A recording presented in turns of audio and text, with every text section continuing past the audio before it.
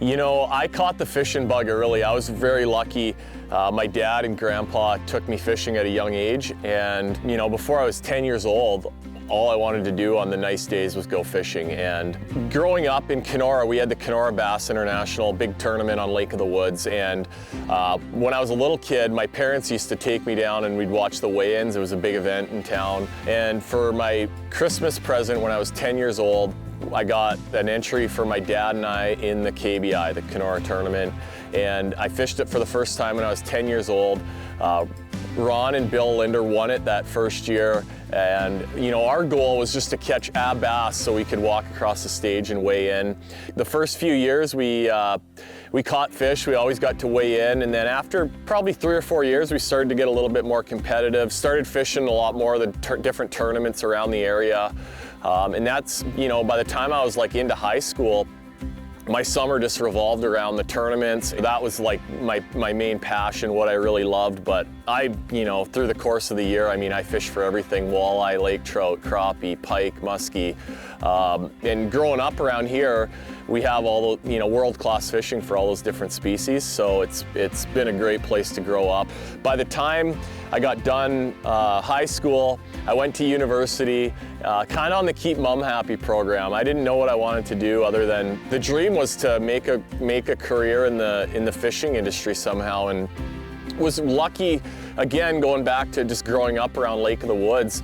I got a lot of opportunity from meeting people like Bob Azumi and the Linders, Gord Pizer, he's from Kenora. A lot of the different TV shows and media that would come and want to, you know, fish at Lake of the Woods, I got introduced to a lot of people, and that opened a lot of doors for me kind of early on.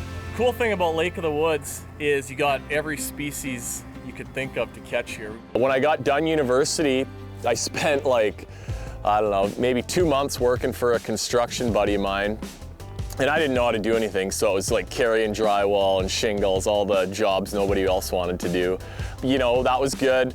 It made me really, you know, get after it on how I could pursue making a living fishing. And in my early 20s, it sort of turned into fishing as many tournaments as I could, guiding throughout all year round. I started doing a lot more ice stuff and a little bit of hunting stuff in the fall.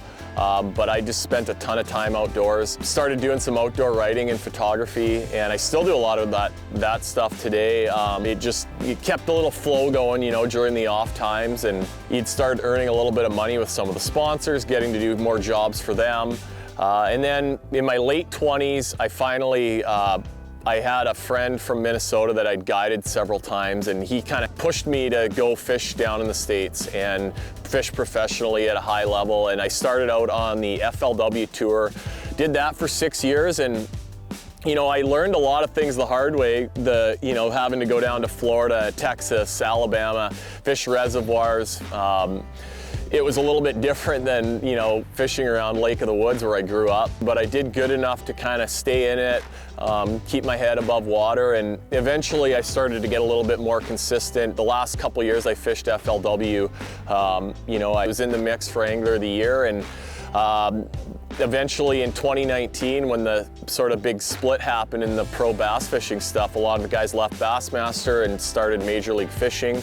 I was fortunate, Bassmaster plucked about 10 of us from FLW, and we got into the Elite Series, and it sort of came up. It was a no-brainer for me, and it's been probably the best decision I've made in my career.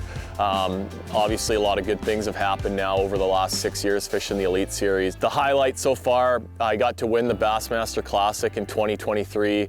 For anybody that fishes tournaments, I mean, that's the biggest event in the sport, and it's sort of the dream. And I still have moments like every week where I can't believe that actually happened to me. And it's just years of spending a lot of time on the water.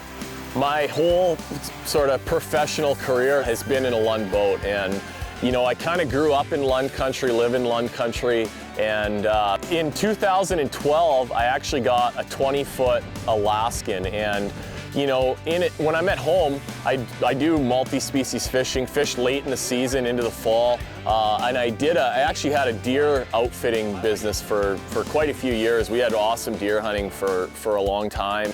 I got that Alaskan in 2012, mostly for the deer stuff. We'd access a lot of the hunting spots by water, and it was kind of unique, you know, like you could find deer that had never seen people before, and we had a lot of great trips with that boat. But I still use it a lot. It's in great shape. I mean, I don't know how many hours are on that thing, but a bunch. And it's been flawless. And since 2017, we've had the Pro V Bass. And you know, for what I do, fish a lot of tournaments, it's an awesome boat for that. But it's also a nice boat when I come home and I want to go walleye fishing or muskie fishing. Just I do a little bit of guiding still.